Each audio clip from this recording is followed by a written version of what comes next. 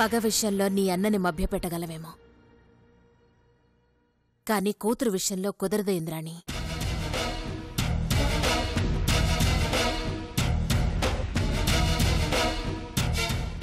ఆయనకి కూతురు మీద ఎంత ప్రేముండదో ఆయన మాటల్లోనే అర్థమైనది.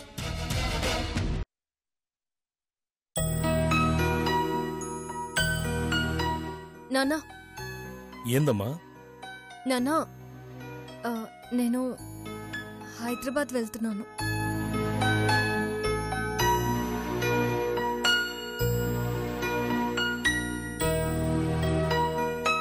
ఎందుకు? చెప్పాను కదా నాన్న, ప్రాజెక్ట్ వర్క్ ఉందని. ఏదున్నా సరే నువ్వు ఏడికి పోనీకి వీళ్ళే. వీల్లేదంటే ఎలా నాన్న? ప్రాజెక్ట్ వర్క్ ఇంపార్టెంట్ కదా. నీకు ప్రాజెక్టు ముఖ్యమైతే మాకు నీ ప్రాణాలు ముఖ్యం. చూడు, ఇది అమెరికా కాదు. ఇష్టం వచ్చినప్పుడు ఇష్టం వచ్చిన చోట తిరగనీకే. అడుగు బయట పెడితే అడ్డంగా నరకనీకే పగోళ్ళు సిద్ధంగా ఉండారు.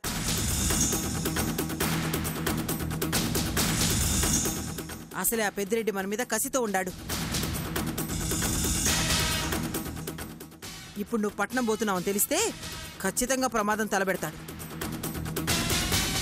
మామయ్య నాకెందుకు ప్రమాదం తలపెడతాడు?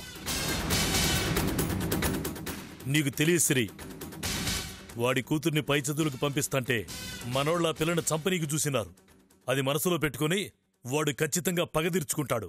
మా అన్న ఎప్పుడు అట్టాంటి పని చేయడు. మా అన్నకి నేనంటే ఎంత ప్రేమో నా కూతురంటే కూడా అంతే ప్రేమ ఉంటాది. అయినా ఇన్నేళ్ల నుంచి మీరు ఆ ఇంటి మీద పగబట్టినా మిమ్మల్నే మా అన్న ఏమీ చేయలేదు. అట్టాంటిది నా కూతుర్ని చంపాలని ఎట్టా చూస్తాడు?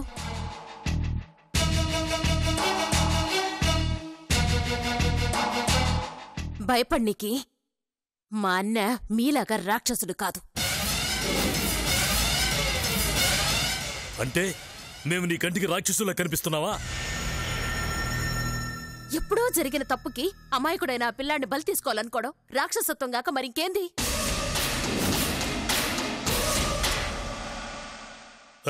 ఏందే ఎక్కువ మాట్లాడుతున్నా? నాన్న, ఇప్పుడు మీరు అనవసరంగా గొడవ పడకండి. ఎవరెన్ని చెప్పినా నేను నా ఆలోచనని మార్చుకునేది లేదు. నేను ఇండియాకు వచ్చిందే ప్రాజెక్ట్ వర్క్ కోసం. మీ పగలు ప్రతీకారాల గురించి ఆలోచించి నా పనిని నేను ఆపుకోలేను. నువ్వు బోసిరి, నీకేం కాదు.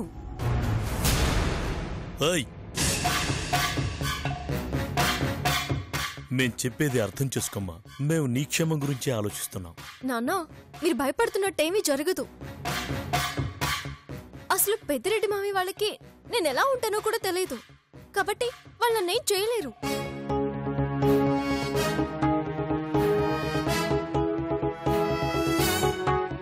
నాన్న, అర్థం చేసుకున్నానా ప్లీజ్?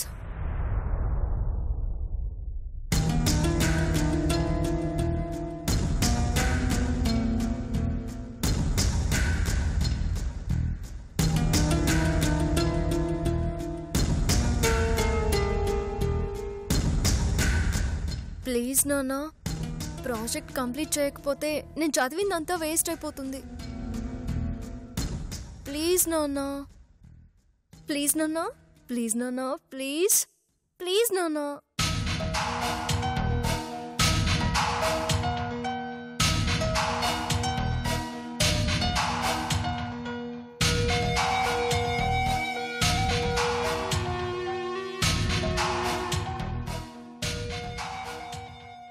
సర్లమ్మా, అలాగే వెళుదుగాని.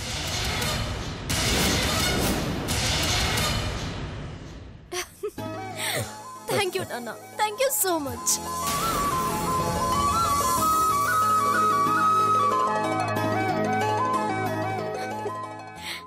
కాని కార్తీక పౌర్ణమి వరకు ఉండి అప్పుడెళ్ళు. అలాగే నాన్న.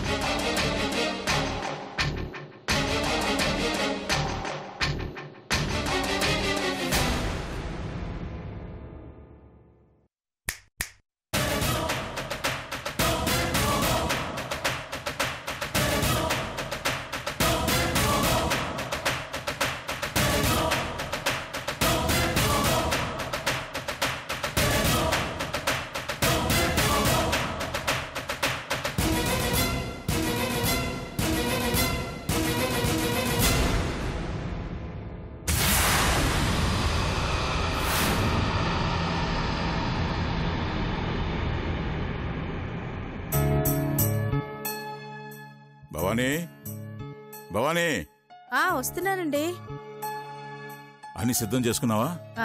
చిట్టి తల్లి రెడీ అయినదా? అవుతుందండి. ఆలస్యం అవుతా ఉండదు, వెళ్ళి పిలువు. పిలుచుకొస్తాను. అదిగో వైశునే వచ్చేస్తుంది.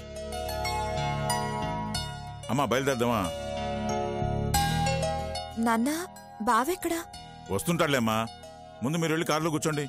నేను పిలుచుకొస్తాను, మీరుండండి నాన్న.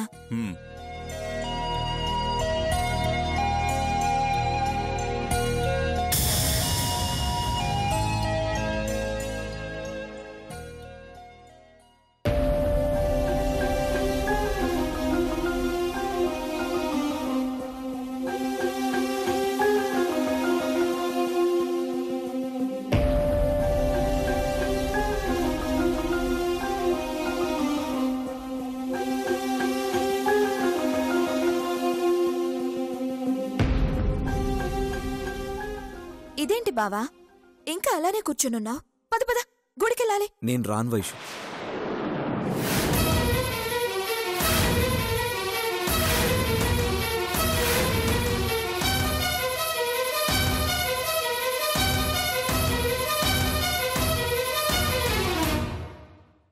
మీరు వెళ్ళరండి. ఒక్కడివే ఇంట్లో ఉండి ఏం చేస్తావు బావా? అలా గుడికి వెళ్ళొస్తానైనా మనసుకి కాస్త ప్రశాంతంగా ఉంటుంది.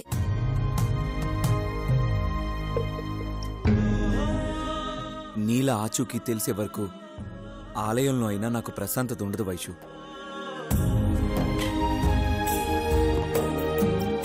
అలా అంటే ఎలా బావా? నువ్విక్కడ దిగులుగా కూర్చున్నంత మాత్రాన అక్క ఎక్కడుందో తెలిసిపోతుందా? అదేదో ఆ దేవుణ్ణి క్వశ్చన్ చేద్దు గాని ప్లీజ్ రా బావా, రా బావా. ప్లీజ్ వైషు, నన్ను వదిలే. అమ్మా వైషు,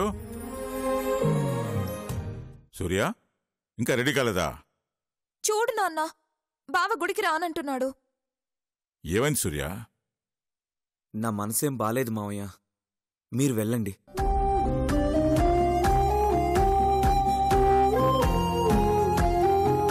సూర్య, గుడికి ఆనందంతో వెళ్తున్నావు అనుకుంటున్నావా?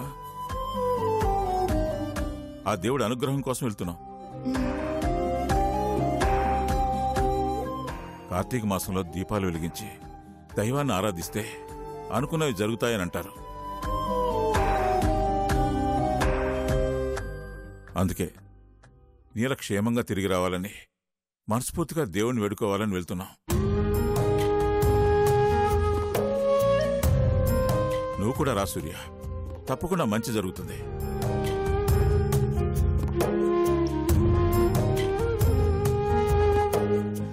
సరే మావయ్య. తొందరగా రెడీకా?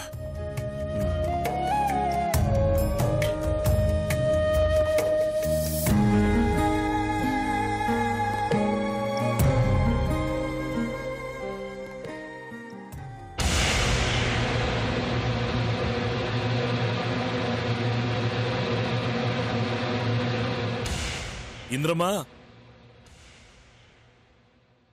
అమ్మా సిరి, ఆలస్యం అవుతుంది, తొందరగా రండమ్మా.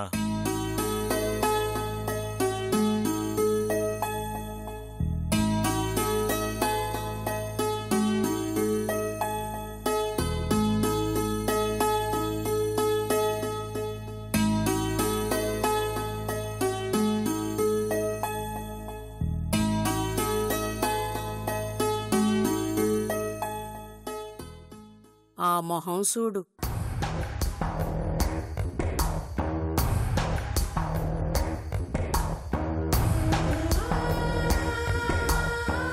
కార్తీక దీపంలో ఎట్టా ఎలిగిపోతుండాదో. మొగుడుతో బయటికి పోవుడనేసరికి సంతోషంతో 32 పళ్ళు బయట పెడతా ఉండాలి. అమ్మా సిరి, నీదే ఆలస్యం, తొందరగా రామ్మా. వస్తున్నానన్నా.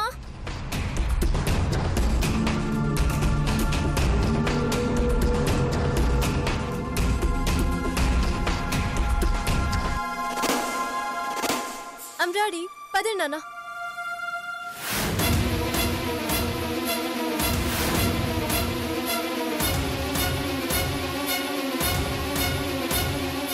ఏందే ఇట్టాగేనా?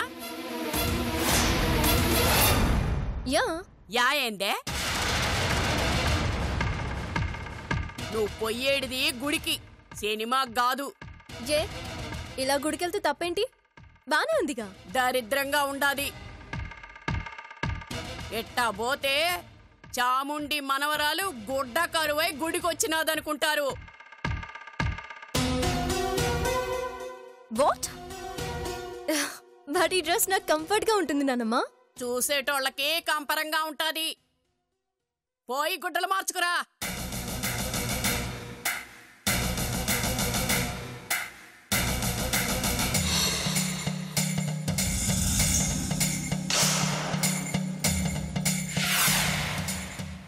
Wait a minute.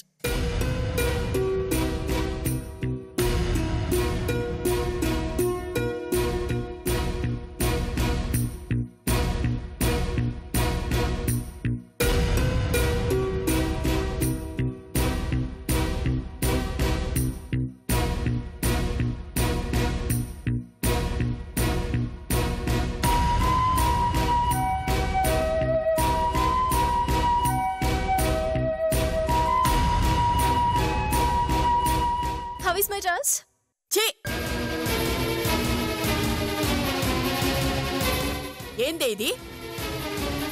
సాంప్రదాయంగా రమ్మంటే సగానికి సగం కనిపించే గుడ్డలు కట్టుకుని వచ్చినావేంది? What? But నానమ్మ, this is new trend. రోకలి బండేం కాదు. నువ్వు గుడికి పోతున్నట్టు లేదు. మా పరువు గంగలో కలిపి నీకు పోతున్నట్టుండాది. కొత్తగా కలిపేదే ఉందమ్మా. పాపతో ఇంట్లో అడుగుపెట్టినప్పుడే మన ఇంటి గౌరవం మంటగలిసినది. హలో, అసలు మీ ప్రాబ్లం ఏంటి?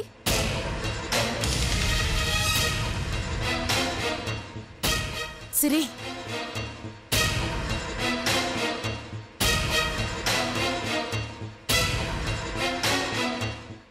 ఏంటమ్మా? నువ్వు తెరా పద.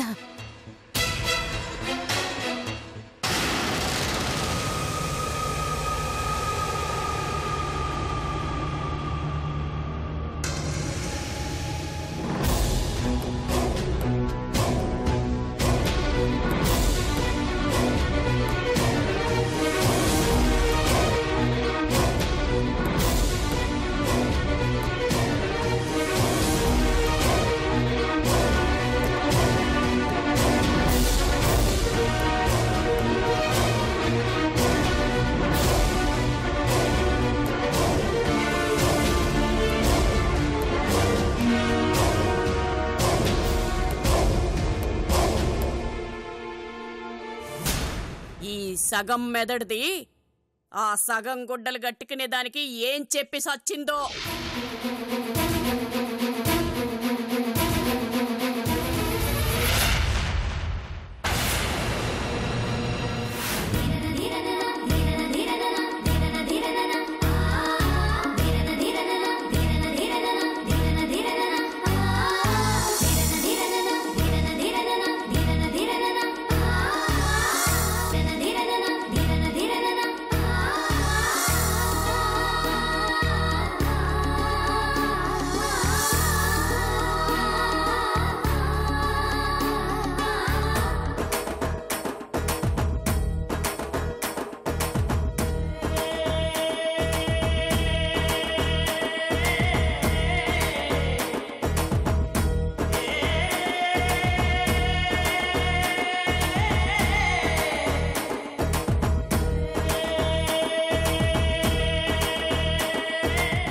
బంగారు బొమ్మలా ఉన్నావమ్మా.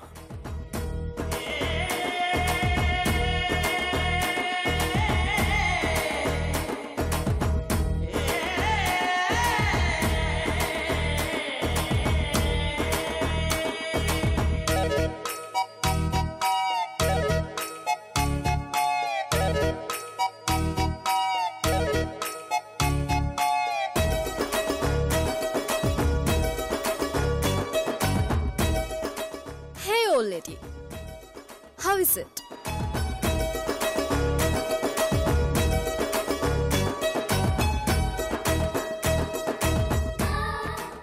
లుకింగ్ హాటా?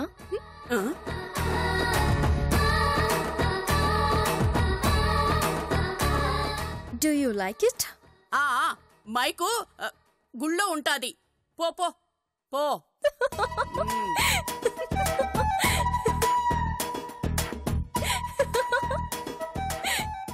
ఇంక బయలుదేరదామమ్మా. ఒక్క నిమిషం నాన్న. మంగి, పాపం తీసుకునిరా. పాప ఎందుకమ్మా? ఎందుకేంటి నాన్న, పాప కూడా మనతో పాటే గుడికొస్తుంది. ఏందే వచ్చేది? ఇప్పుడు దీంతో నువ్వు గుడికి పోతే అందరూ నువ్వే దీని తల్లి అనుకుంటారు.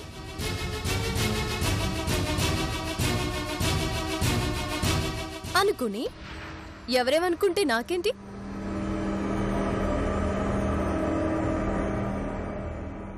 పాప నాతో పాటు గుడికొస్తుంది. చూడు, ఏదో ప్రాణం కాపాడిందన్న కృతజ్ఞతతో దీన్ని ఇంటికి తీసుకొస్తే ఊరుకున్నాం. కానీ దీన్ని పట్టుకుని ఊరంతా ఊరేగుతానంటే మాత్రం ఊరుకునేది లేదు.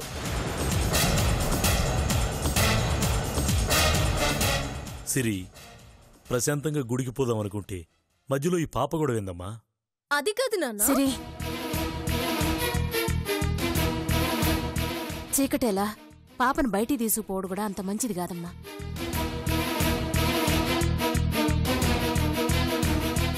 పాపని ఏడ్నే ఉన్నీలే, మనం వచ్చేదాకా ఈ అమ్మి చూసుకుంటాది.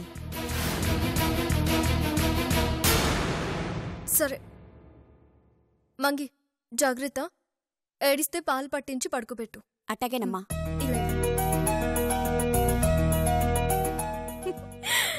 బాయ్. ఏడవకుండా ఆడుకో, ఓకేనా? పాలు తాగి పడుకో.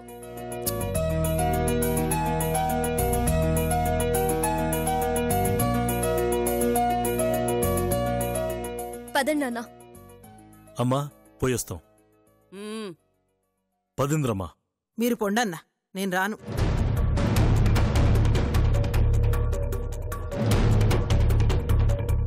అదేందింద్రమ్మా, అందరం కలిసి పోదామని అనుకున్నాం కదా. నాకు రావాలని లేదన్నా.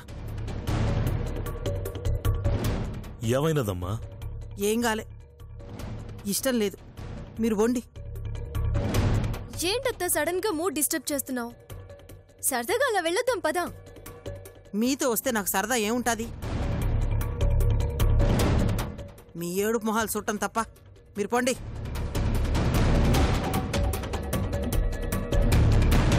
ఉన్నట్టుండి ఏమైనదమ్మా నీకు?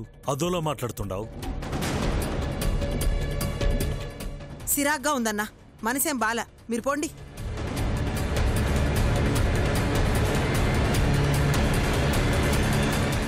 ఎంత చెప్పినా వినవు కదా. సరే, మేం పోయేస్తాంలే. సరే, పదండి, మనం పోయేద్దాం.